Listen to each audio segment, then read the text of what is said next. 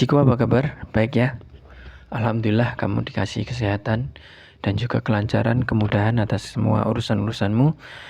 Juga kita doakan kepada penonton agar selalu diberi kesehatan juga, kelancaran dan kemudahan atas semua urusan-urusannya.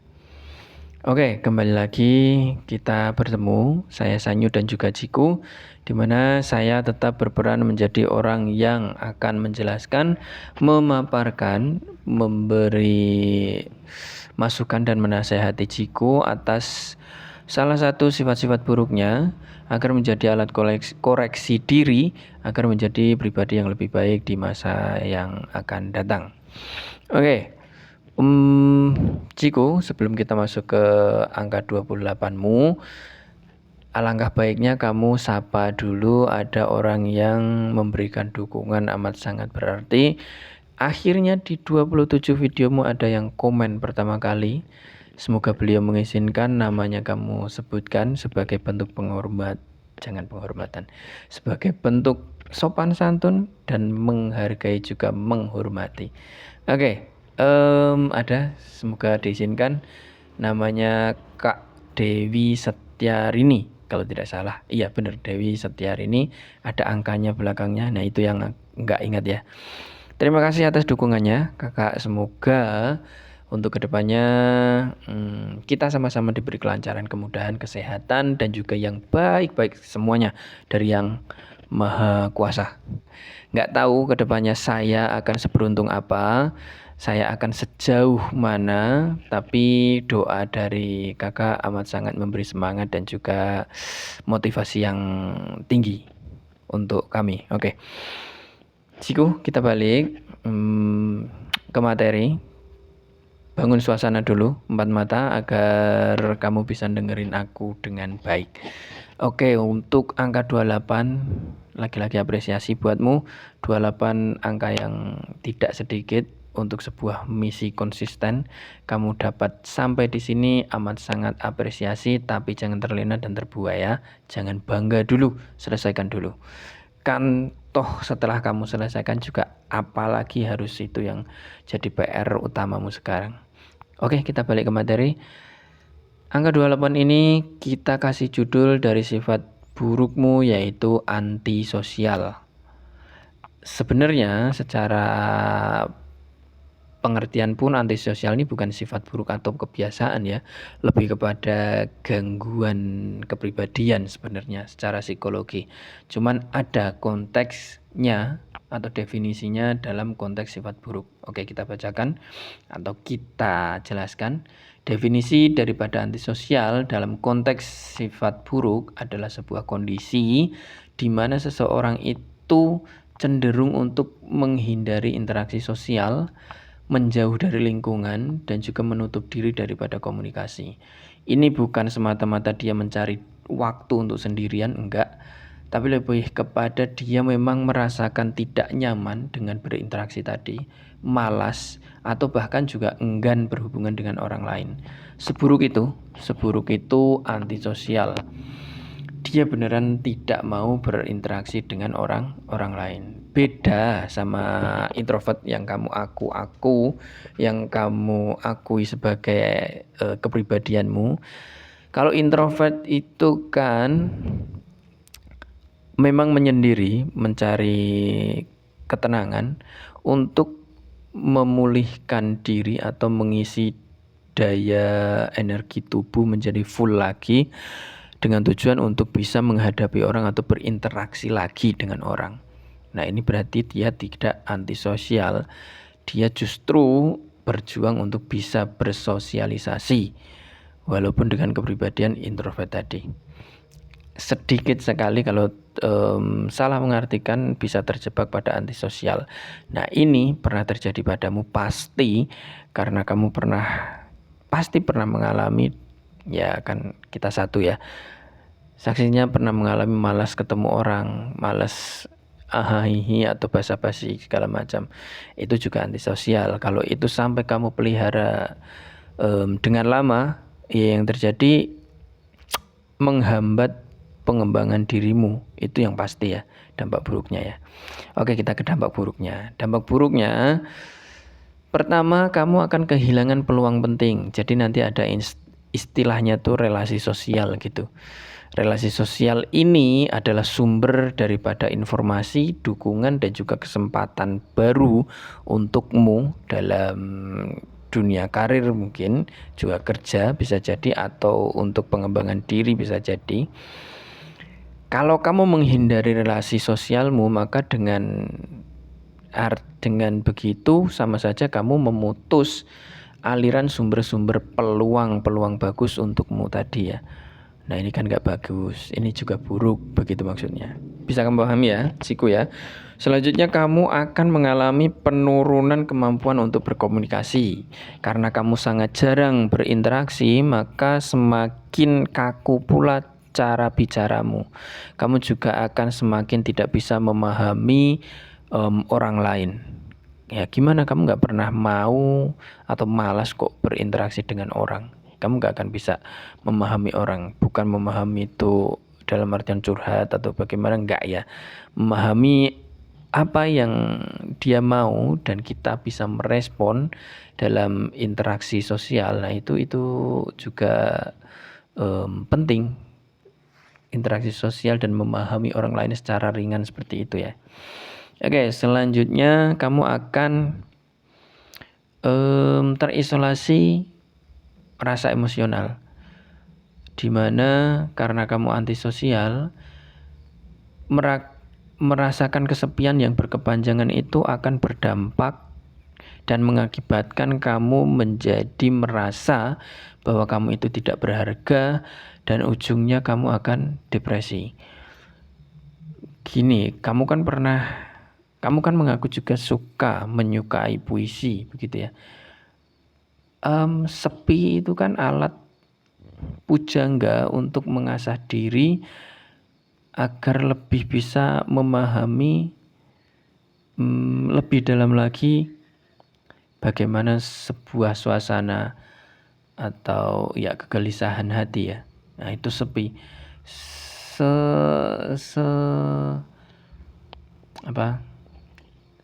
Semenakjubkan itu sepi ya, bahkan untuk para pujangga. Tapi semenakutkan itu untuk orang yang mungkin tidak mengenalnya. Contohnya orang yang antisosial tadi bermain-main dengan sepi, maka ya bisa termakan dia.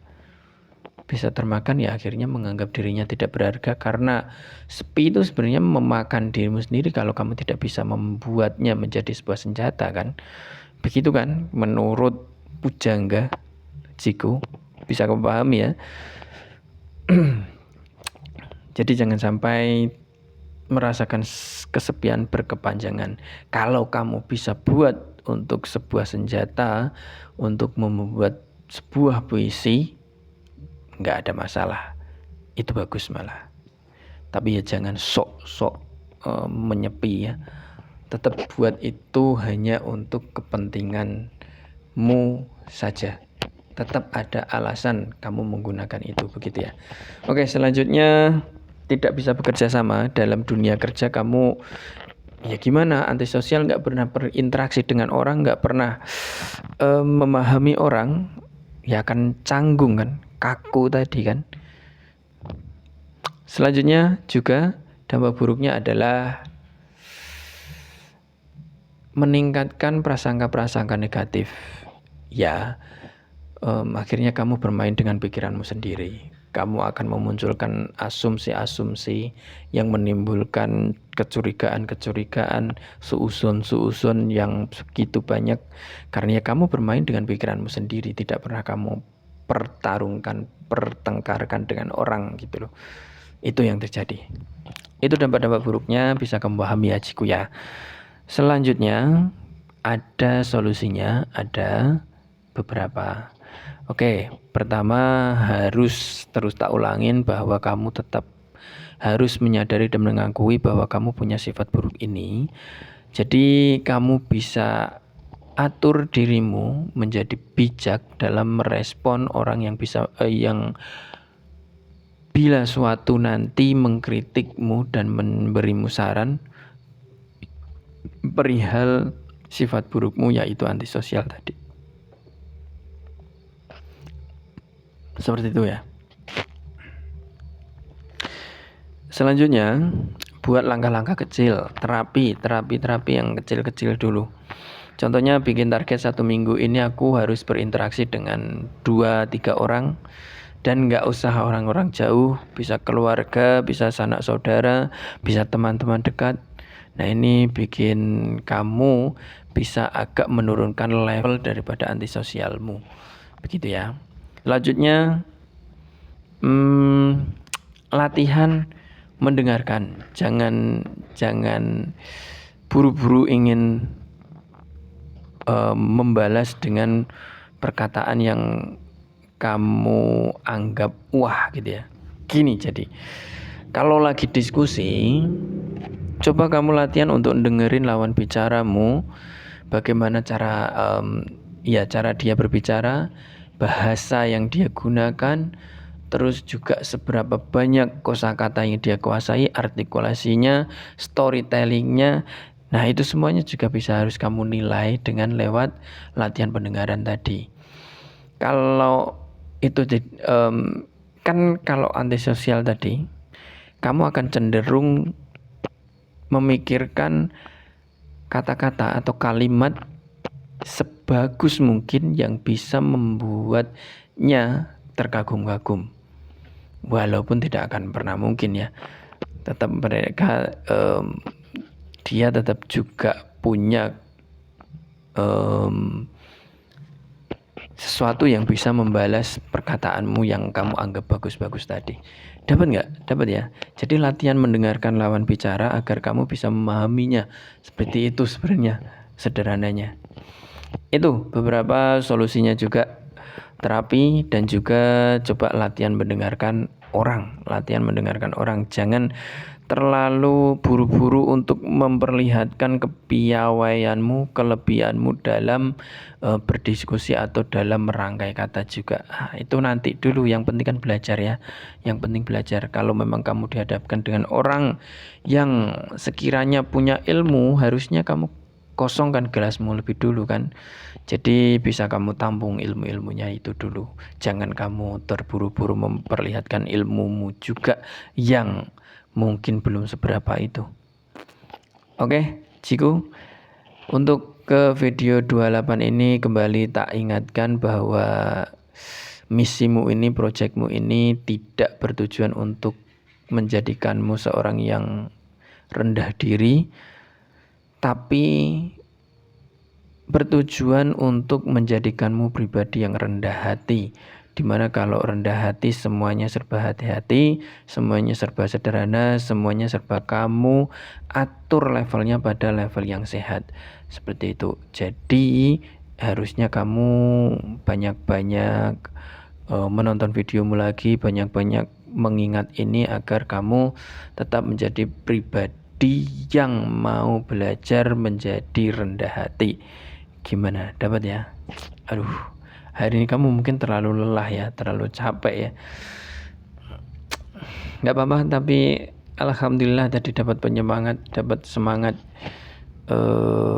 di komen dari 27 video. Akhirnya tetap semoga diizinkan beliau juga ya untuk bisa menyebut namanya tadi. Terima kasih sekali lagi. Jadi gini Ciku, oke, terakhir,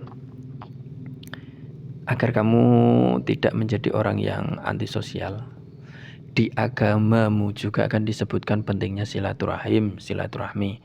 Jadi amat sangat penting menjaga tali persaudaraan, tali silaturahim dengan orang. Pasti akan ada batasan-batasan dalam menjalin hubungan dengan orang lain. Ya, tugasmu tidak menghindari hubungan sosial itu, tapi mempelajari apa saja batasan-batasan untuk melakukan hubungan sosial itu tadi dengan orang lain. Itu ya, Ciku ya. Kalau kamu masih ingin jadi orang yang antisosial, gini loh. Dunia ini kan terlalu luas buatmu sendiri kan. Ngapain?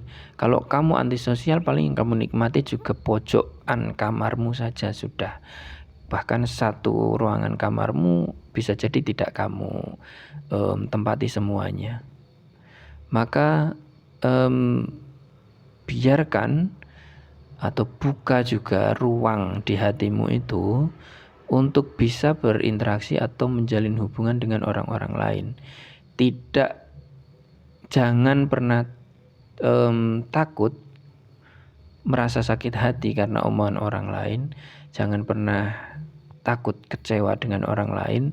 Justru tugasmu adalah membuat mentalmu itu berani menghadapi itu dan bisa bersikap saat mengalami peristiwa-peristiwa semacam itu. Ya oke. Aku tahu kata-kata itu nggak semudah kenyataan ataupun realita.